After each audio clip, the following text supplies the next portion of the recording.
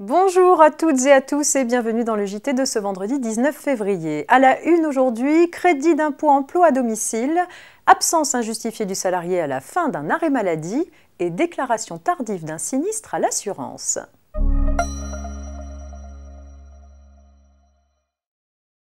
On ouvre ce JT avec un point sur le crédit d'impôt emploi à domicile. Le 30 novembre 2020, le Conseil d'État avait annulé les commentaires administratifs admettant que les prestations réalisées en dehors du domicile d'un particulier comprises dans une offre globale de services ouvraient droit au crédit d'impôt emploi à domicile.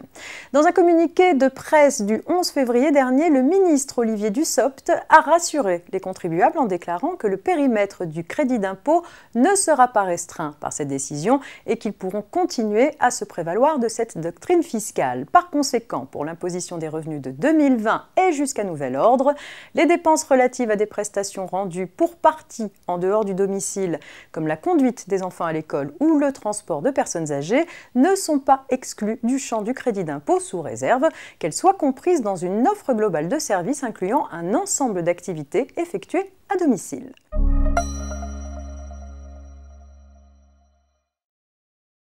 Il est question d'absence injustifiée du salarié à la fin d'un arrêt maladie dans l'affaire suivante. Un salarié avait été en arrêt de travail pour maladie du 14 mai 2014 au 17 juin 2014. Le 25 juin 2014, son employeur lui avait adressé une mise en demeure pour lui demander de justifier son absence. Le salarié n'avait pas répondu. Il avait été licencié le 21 octobre 2014 pour faute grave liée en raison de son absence non justifiée et de son abandon de poste. Le salarié contestait son licenciement, justifiant son absence de retour à son poste de travail par le fait que l'employeur n'avait pas organisé la visite de reprise obligatoire après un arrêt maladie d'au moins 30 jours.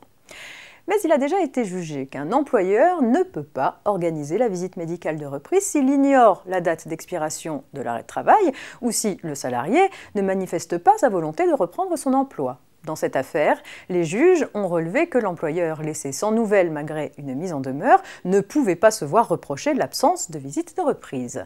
L'absence injustifiée du salarié constituait bien ici une faute grave qui rendait impossible son maintien dans l'entreprise.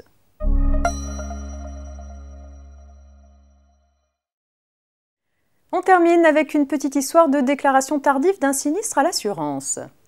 Endommagée par un événement climatique en mai 2013, la récolte d'un agriculteur est refusée par son acheteur lors de la livraison au mois de novembre suivant. L'agriculteur déclare le sinistre au titre d'un contrat d'assurance multipéril sur récolte. L'assureur refuse sa garantie, invoquant le caractère tardif de la déclaration de son assuré. L'assuré est en effet tenu de déclarer la réalisation du risque à l'assureur dès qu'il en a connaissance et au plus tard dans le délai fixé par le contrat. Sauf quelques exceptions, ce délai ne doit pas être inférieur au minimum légal de 5 jours ouvrés.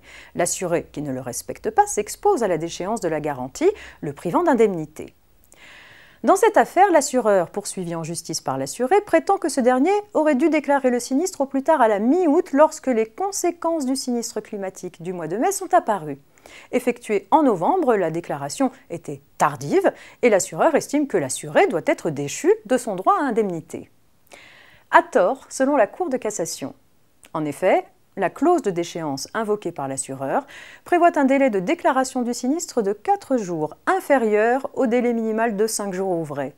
Non conforme à la loi, cette clause est inopposable à l'assuré. Tout se passe alors comme si la sanction de la déchéance était rayée du contrat. En conséquence, l'assureur ne peut plus invoquer la déclaration tardive pour refuser sa garantie, même si l'assuré a effectivement tardé à déclarer le sinistre. C'est la fin de cette semaine de JT, préparée par la rédaction de la Revue Fiduciaire. JT à retrouver à tout moment en podcast sur notre plateforme rfplay.fr. Je vous souhaite un excellent week-end et je vous donne rendez-vous dès lundi pour la suite de l'actualité juridique.